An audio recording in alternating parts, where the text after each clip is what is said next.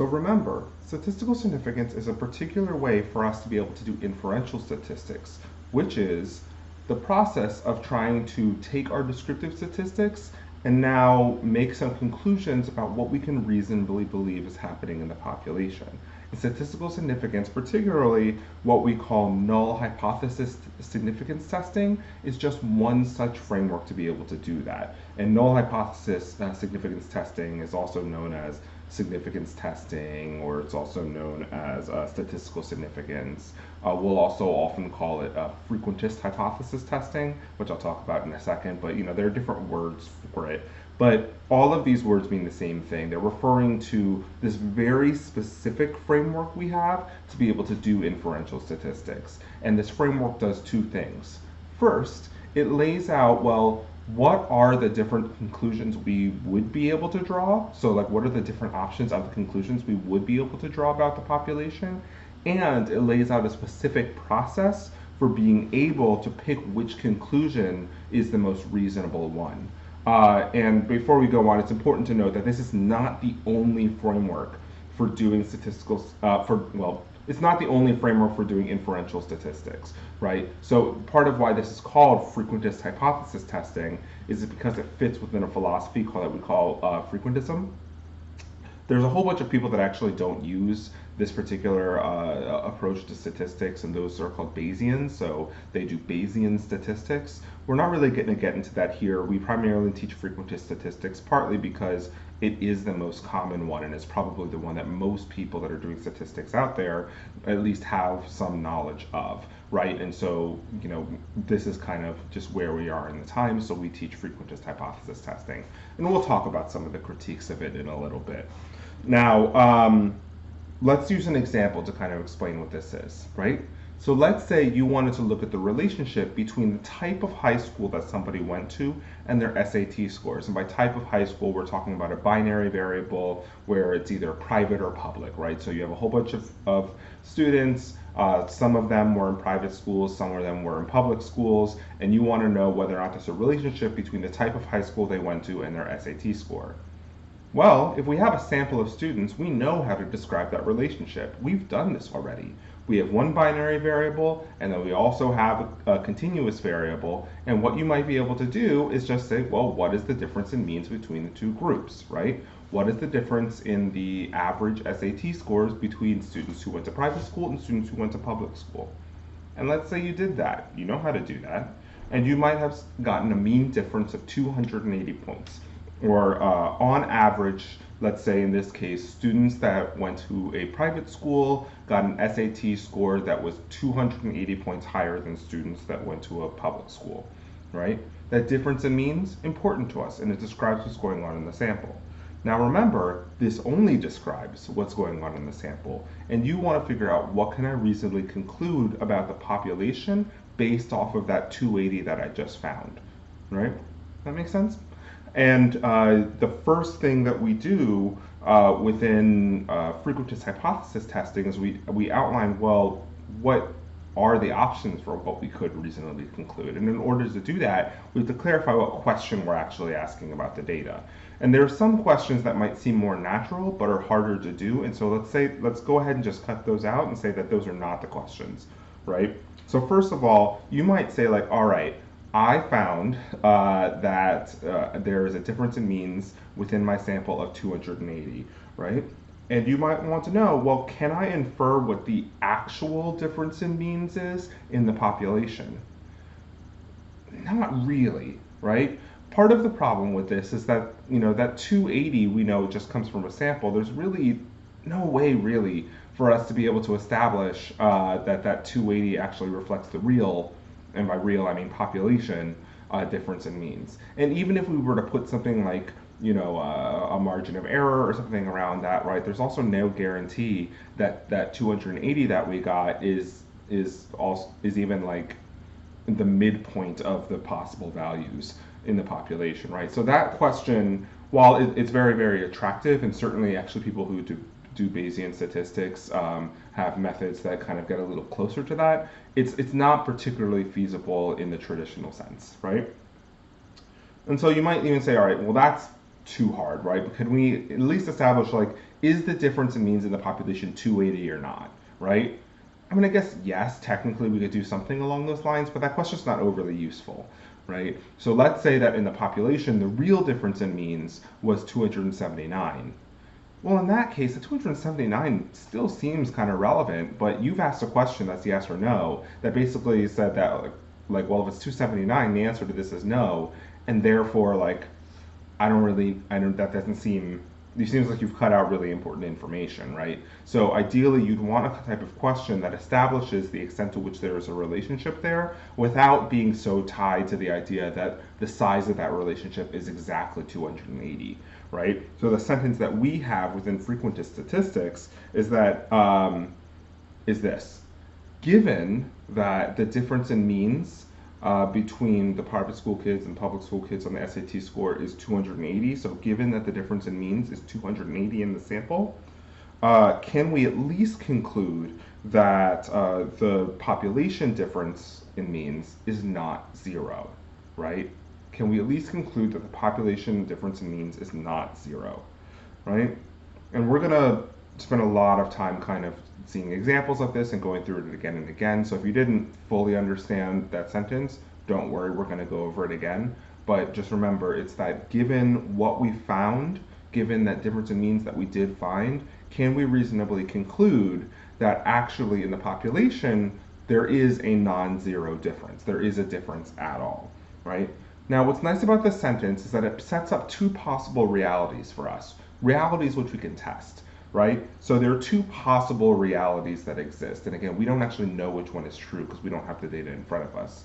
First, it could be that we got this 280 here, but the real difference in means in the population was actually zero, right? So if you were to actually have all of the students in the population and compare the private school kids and the public school kids on their SAT scores, that it would actually be zero. Or it could be the case that when you do that, it's not zero. It could be the case that when you actually get that all of that data and you do the subtraction to get the difference in means in the population, it could be that it's actually not zero, right? And so these are the two realities that are set up by that question that we have there. Now, the first reality that we have here, where in the population there is no difference, we call that the null hypothesis, and it kind of, is the name that comes along with this entire paradigm of statistics, right? The null hypothesis is the hypothesis that actually in the population there is no difference in means, or for whatever, it doesn't have to be difference in means. It could be no correlation. It's that there is no pattern there, right? It's the null hypothesis. And then the other one we call the alternative hypothesis, which is the hypothesis that is just the opposite of the null. Right? It is the hypothesis that there actually is a difference there. So that's that. Now, how do we actually then decide which one of these realities that we choose to believe? Because at the end of the day, the goal of null hypothesis significance testing is figuring out which of these two realities you believe. And the reason it's called null hypothesis significance testing is that the process for being able to figure that out all revolves around the null hypothesis. And so this is basically how it works. First of all, you kind of focus on the null hypothesis and you say, all right, let's imagine a world where the null hypothesis is true, right? For a moment, let's actually just imagine, theoretically, that actually in the population, there is no difference between private school kids and public school kids on their SAT scores, right? And so what you want to try to figure out then is, in this world that we've set up, what is the probability of having pulled out a sample like the one we got where the difference in was 280? What's the probability of getting a difference like what we found, or a pattern like we found in our sample, in that hypothetical world we set up? Now, if that probability is pretty low, what that's telling us is that in this particular world we've set up, where the null hypothesis is true, the likelihood of getting data like we got is actually pretty low, right? Or in other words, it's pretty unlikely to find what we found if it were the case that there were actually no difference, right? Now, if that's the case, we would basically say, Well, then in that case, this whole reality that we've constructed where there actually is no difference probably doesn't make sense because our data is so unlikely in that world, right? And it's a little bit of a backwards logic, right? You're not drawing conclusions about whether or not your data is right because the data is what it is. What you're drawing conclusions is whether or not this like theoretical reality where there is no difference between the two groups is right based off of what you found in your data. So if it's really, really unlikely to have found your data within the world where there actually is no difference, well then we would go ahead and we would reject the null hypothesis. Or in other words, say this reality where there is no difference is not, we can't reasonably conclude that that is the right reality because it would be so unlikely to get our data in that reality, right? Now, the other situation you could have is where it actually isn't that low of a probability. So in the world where there is no difference in means between these two groups, it might be totally possible. You could have a higher probability of getting a difference like the one that you found, right? So your data is totally possible within that world. Well, if that's the case, we can't really rule out the idea that that world exists, or in other words, we failed to reject the null hypothesis, and we're going to get into that language in a few. But basically, we're saying, like, in the world where there is no difference between means, our data and what we found is totally possible. Therefore, we think that world is actually a totally reasonable world to assume might exist, right? And we'll talk exactly about how you figure all that in a second. So kind of going through the steps using the actual example, we would say like, all right, let's imagine a world where there's no difference in SAT scores between private school and public school kids. What we want to figure out is what is the probability of getting a difference of 280 within that world. Well, let's say that that probability is 3%, or in other words, there's a 3% chance in the world there's a 3% chance in the world where there is no difference between public school and private school kids of actually pulling out a sample where there is a difference of 280. So if in the population there is no difference between public school and private school kids, we could 3% of the time pick out a random sample where there would be a difference in that sample between public and private school kids of 280, right? That's totally possible. But it's possible at 3%, right? 3% is not much, right? Or in other words, in that particular world, it's pretty unlikely to find a 280 or more, right? Therefore, we would like maybe draw the conclusion that it's pretty unfeasible to assume that that world exists. Now, how do we actually get that 3%? We'll talk about it. This 3% is called what we call the p-value or the probability value, and we're going to talk later about how you actually come up with that probability value. It is not magic; it is like an actual thing. But for now, just know it's called the p-value. It's something that we calculate based off of the data that enables us to draw this conclusion. So, as mentioned, 3% is pretty low. So, what can we reasonably conclude from that? Well, getting that difference of 280 would be pretty rare in the world where there's actually no difference. Therefore, we think that assumption that we're living in the world where there actually is no difference is not really reasonable as an assumption to make, right? Therefore, we reject the null hypothesis. We call it statistically significant, and we basically say we have evidence here to assume that there's actually a non-zero difference, or we have ruled out the idea that there is no difference because our data would be really unlikely in that world, right?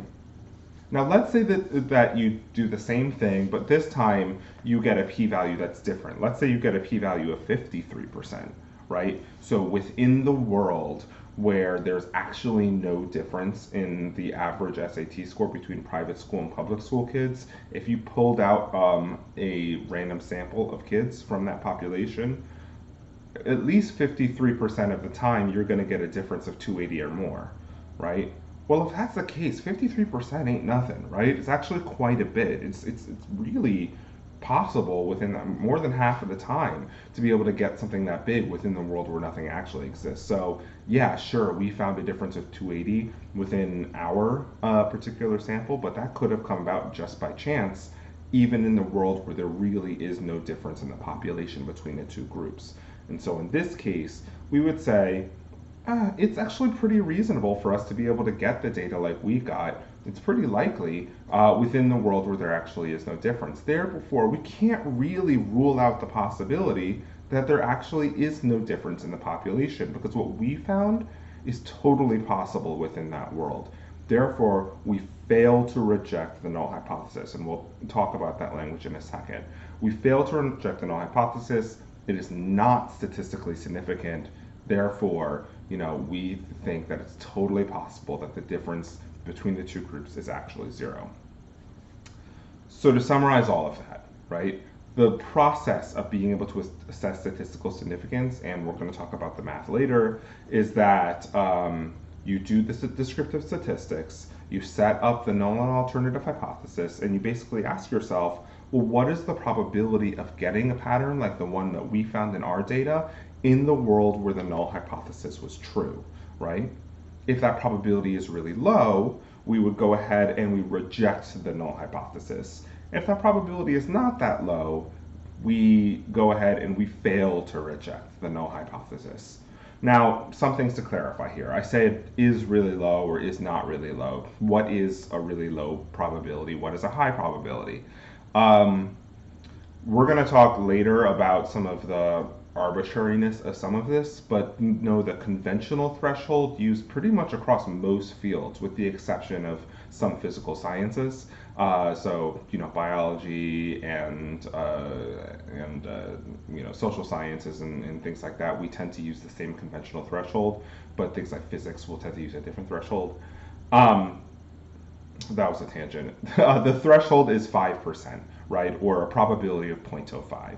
So if you get a probability that is less than 0.05 or less than a 5% chance, we would say that we would reject the null hypothesis, which again means it's statistically significant. Or we would, if it was greater than 0.05 or greater than 5%, we would fail to reject the null hypothesis, which means that it's not statistically significant, right? Now, let's talk about this fail to reject language. I am very aware, and we all know this, and we'll talk about this later, that language is very annoying, right? Why would we say fail to reject the null hypothesis? Why wouldn't we just say accept the null hypothesis, right?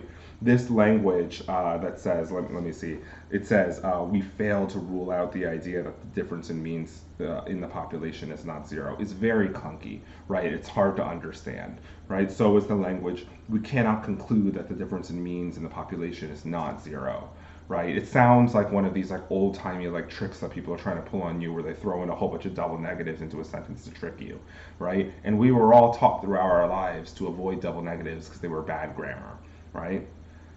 Here's an instance where double negatives are actually really important. We don't word it like this to annoy you. We don't word it like this because we are like mean people that don't want people to understand what we're saying.